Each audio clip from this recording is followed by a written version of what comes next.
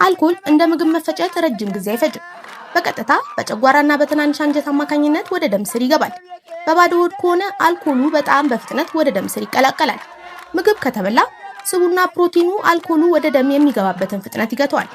አልኮሉን እንደጠጣ ወደ 20% የሚሆነው በጨጓራ ግድግዳ በኩል፣ የተቀረው 80% ደግሞ በትናንሽ አንጀት በኩል በቀጥታ ወደ ደም ስር ይቀላቀላል።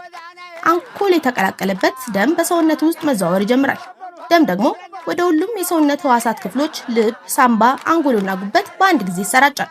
አልኮሉ በደም አማካኝነት ጉበት ላይ ሲደርስ ጉበቱ አልኮሉን ወደ መርዛማ ባልሆኑ ነገሮች ለመቀየር ይታገላል። ነገር ግን ጉበት ቀሰስተኛ ነው። አንድ መደበኛ ጉበት በሰዓት ማጣራት የሚችለው ጥቂት መጠን ያለውን አልኮል ብቻ ነው። ለምሳሌ በአንድ ሰዓት ውስጥ አንድ ቢራ ወይም አንድ ብርጭቆ ወይንም ብቻ። አንተ ከጉበት አቅም በላይ በፍጥነት ከጠጣህ ጉበቱ ማጣራት ያልቻለውን ትርፍ አልኮል በደም ውስጥ መዘዋወሩን ያስቀጥላል። ይህ ያልተጣራ አልኮል በደም በኩል ወደ አንጎል ይደርሳል። አንጎል ደግሞ ከፍተኛ የደም ዝውውር ስላለው አልኮሉን በፍጥነት ይቀበለዋል።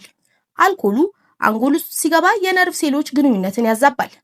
የፊት ለፊት አንጎል መጀመሪያ ይጠቃል። ይሄ ደግሞ ውሳኔ የመስጠትና በራስ መዛባትን ችሎታን ይቀንሳል። ለዚህ ነው ሰካራም የማይፈራው።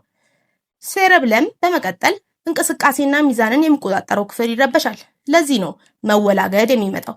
ባጭሩ ስካር ማለት ጉበትህ አልኮልን አጣርቶ ሳይጨርስ ትርፍ አልኮልን በደም ውስጥ ተጭኖ አንጎል ላይ ሲደርስ የሚፈጠር የመወዛገብ ሂደት ነው።